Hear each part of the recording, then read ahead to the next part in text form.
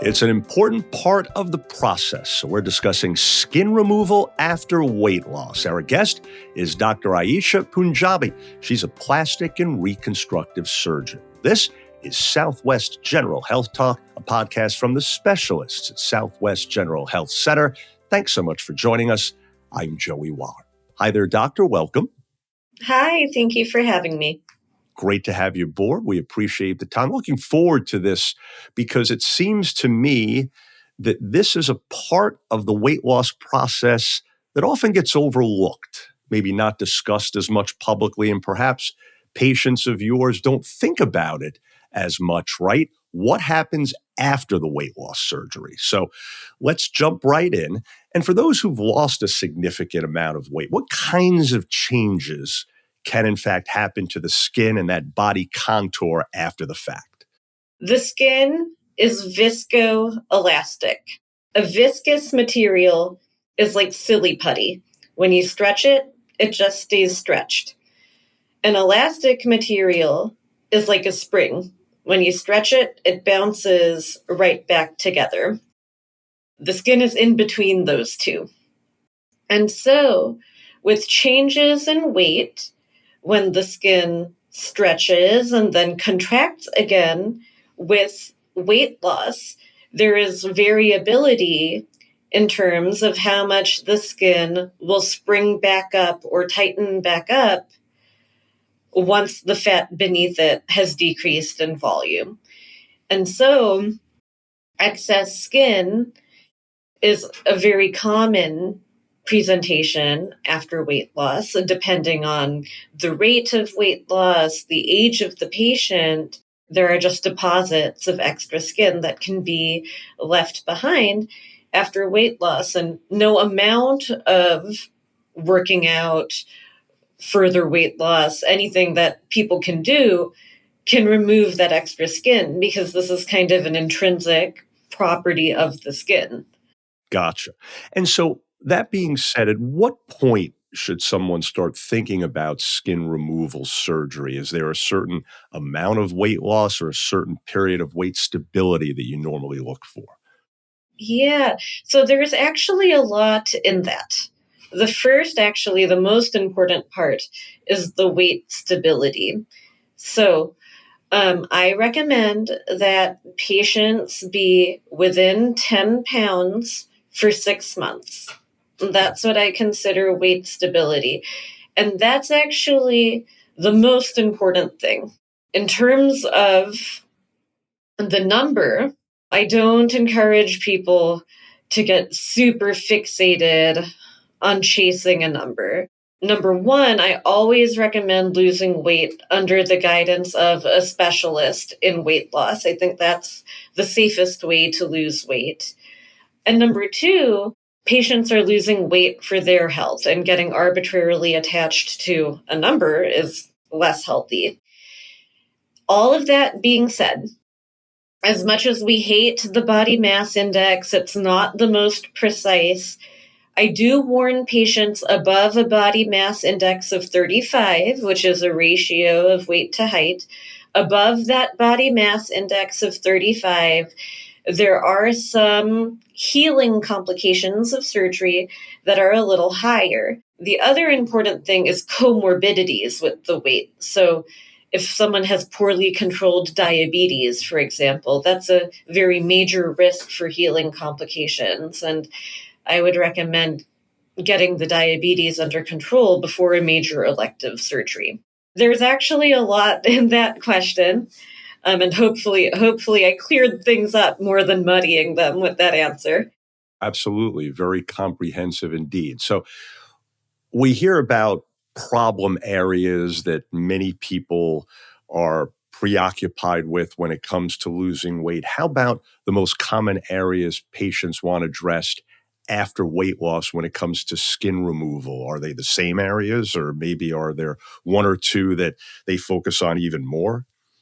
The four most common areas are the abdomen, chest, thighs, and arms. I would say that most commonly the area that bothers patients is the abdomen, because the skin in that area kind of folds on itself and can cause a lot of symptoms for patients. Gotcha. And so, how can excess skin in those areas affect someone in terms of their health physically, not just cosmetically in terms of the way it looks? And of course, it's probably the latter part that people focus on most, but what about the rest? So the lion's share of the surgeries that I do are medical and to control symptoms and are covered by insurance. And again, taking the abdomen as an example, because it's the most common area, with that overhanging skin, the most common symptom is rashes. Rashes and infections beneath the skin that's just constantly rubbing on itself all day, honestly. And I have patients, they've tried everything, prescription powders, ointments, creams, and they just always have rashes, even wounds, infections in the area of skin that's folding on itself. There can be pain associated with the extra skin. There can be issues with the posture. There can be back pain from having to support a kind of non-anatomic deposits of extra skin. So upper back pain from the chest, lower back pain from the abdomen. And then, just in terms of kind of functional activities, I've had patients tell me that their extra skin is a burn risk when they're cooking because it gets in the way of the stove, and symptoms that people almost might not think about. But these are real functional problems. Yeah. Yeah, I can imagine there are indeed situations that many people don't even consider. And so, what types of procedures can be used for this skin removal or body contouring after weight loss? How do you address it? Surgically, these procedures are not the most complex. It involves just making a long scar and removing the extra skin. And there's no way to remove the skin without a long scar and a long wound, which is what makes these big surgeries. And there are patterns to the scars. So, for example, on the abdomen, the most common scar is just across the lower abdomen, as low as we can make it, so that it can kind of hide in the patient's clothing. But there are just very common patterns to the scars that are most effective to address the excess skin. I guess it's important to get that point about scarring out of the way. And so, that being said, how do you help patients in general, doctor, to understand what surgery can realistically improve and what it can't? I guess it's important to make that point that you mentioned, that this isn't a perfect world here. We're trying to improve things, but nothing is perfect, right? First of all, these are happy surgeries. Despite everything that I'm about to say, they create a big improvement for patients. And the thing that they most reliably improve are those medical symptoms that we talked about. So removing the overhanging skin on the abdomen will very reliably take care of rashes that are occurring beneath that skin. The way that I explain it to patients is, number one, when we make a scar to remove the skin, everywhere around the scar, above the scar, below the scar, to the sides of the scar, is technically away from where we are treating. And the further away you get from the scar, the more kind of areas of fullness you can still have. The second thing that I explain is that when we cut off this extra skin, we have to be able to sew the patient up and get the wound to heal after. And if I pull the wound so tight that I kill the skin trying to put stitches in it, the wound will never heal. So we have to be careful about how much we remove. We have to be safe about how much we remove. and not tighten up the skin so much that the patient can't heal. And so that limits how much we can remove. Understood. A couple other questions for you. Speaking of healing, which you just mentioned, what should patients know about recovery after this procedure, the scarring, and the overall timeline for healing? What can they expect both in terms of how they'll look, but maybe more importantly, how they'll feel, right? One thing that we haven't gotten to yet is I do recommend treating these areas: abdomen, chest, arms, thighs. I recommend generally treating them one surgery at a time, which I know it's hard for patients to hear because it can mean a couple of separate surgeries. But the reason why is, say that we just treat the abdomen. That's a 2 to 3 hour surgery. It's an outpatient surgery. The patient's able to go home same day. For all of these surgeries, kind of no matter what we do, the patient's able to walk around after surgery. Even the night of surgery, they're able to eat, drink. And the first couple of days after surgery are really the most tough. And then patients really start feeling more and more like themselves the week after surgery. Until patients are completely unrestricted and kind of working out, running, jumping, heavy lifting, I say 2 to 3 months after surgery. And that's when we start talking about, okay, is there another surgery that you want to treat another area?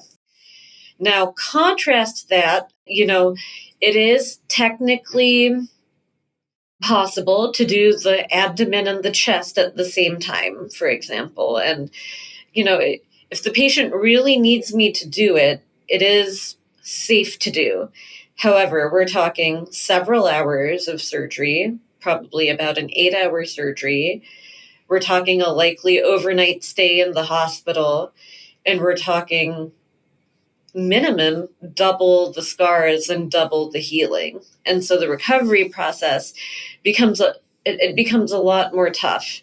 And so I really, it's the type of thing where if patients really want it and they know what to expect, we can consider it. It's not based upon the plastic surgery literature, dangerous to do, but it's a much worse experience for the patient, I think. And so that's why that's kind of the recovery, and how the recovery can vary depending upon our surgical strategy.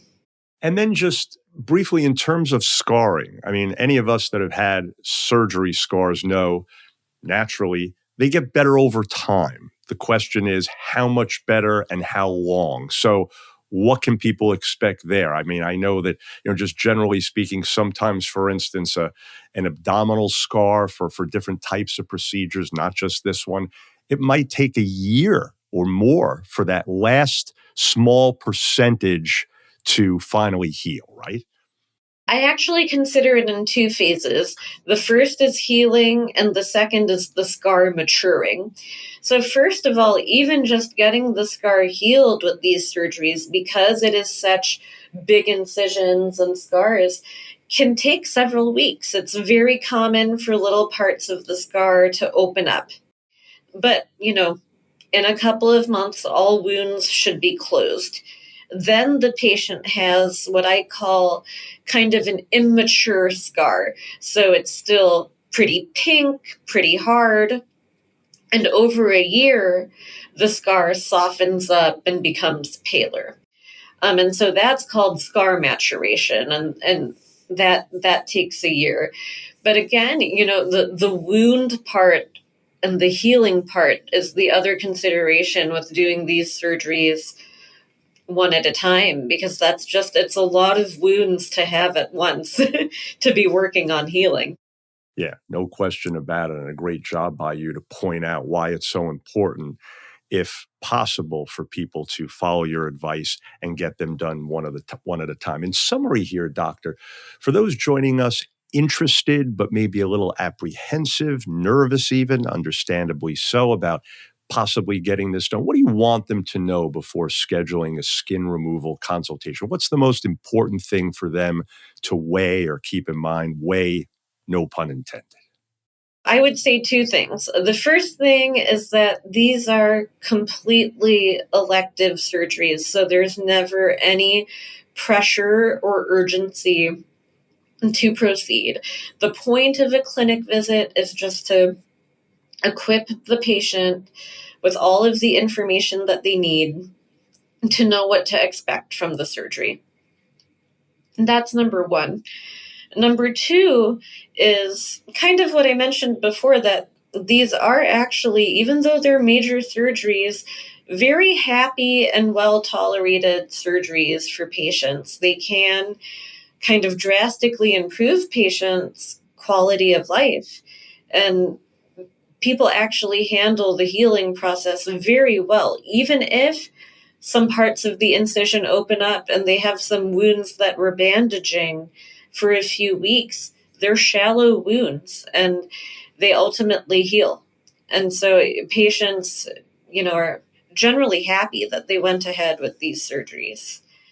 I'm sure those joining us are definitely relieved to hear that from you. Folks, we trust you're now more familiar with skin removal after weight loss surgery. Doctor, an important topic as we pointed out earlier.